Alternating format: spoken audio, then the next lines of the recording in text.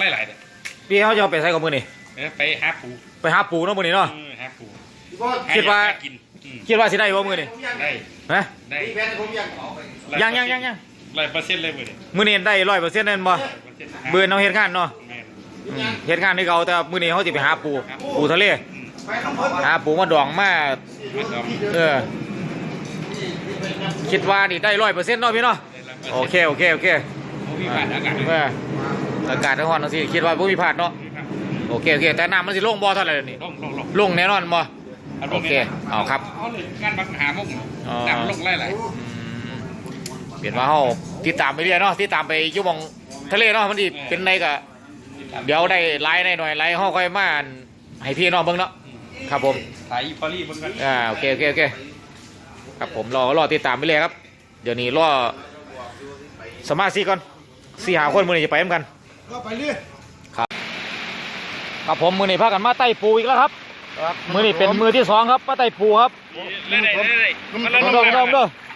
ไล่โอ้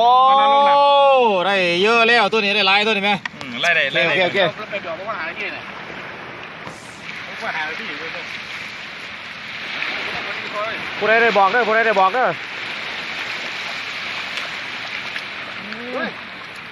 ปลาปะปรากฏตายปลาปะปลาเป็นปรากฏตายวะมันเป็นปลาหมึกไปเรื่อยกับทีมงานมือนี้มาเป็นมือที่2ครับเที่ยวที่2นะครับมาหาปู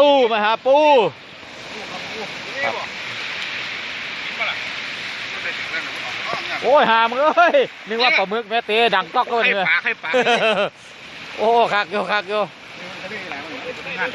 อันนี้ผู้ใดเดี๋ยวราคาครับอันนี้พญารีวะคือเก่าเนาะโอ้ยร้านโจมอยู่ฝนก็ตกเลยครับมื่อนี้ฝนก็ตกอันนี้ผู้ใดเนี่ยนี่โอ้นี่เสี้ยนเหลียตัวนี้แม่มื่อนี้มาหาปูได้มื่อนี้เด้อทีมงานครับอันนี้ผู้ใดเนี่ยนุ่มน้ำสมครับนุ่มน้ำสมครับเจ้าพังครับหัวหน้าใหญ่ครับพี่เก่าครับมื่อนี้ผมมือเก่าครับผมมาเอาลุยกันได้หลายตัวแล้วมื่อนี้เนาะมือหยุดกันครับ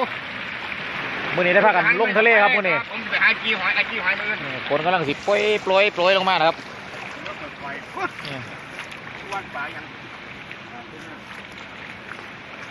มีว่าเรื่องเบิกเล็กแม่พูดพูดไหม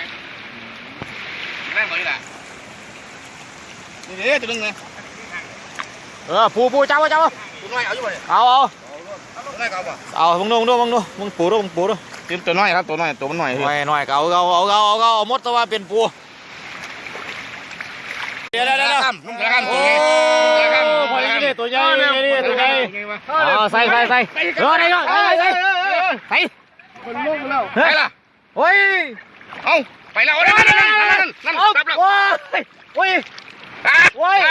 ผมได้แล้วครับผมได้แล้วเดี๋ยวมือโอ้ฝีมือหักโอ้ม้วนครับม้วนครับหยุดงานม้วนมาเดี๋ยวบังเด้อใส่โอ้ยสองตัวได้รอบปากกับม้วนสุดยอดครับสุดยอดม้วนมานี่ปูหาปูผมเคยนั่งต่อจะหลังเลยกินไปเขากินไปใครอยากกินไม่อยากผมสุกอยู่ใต้ฟ้าจะกลัวอะไรกับ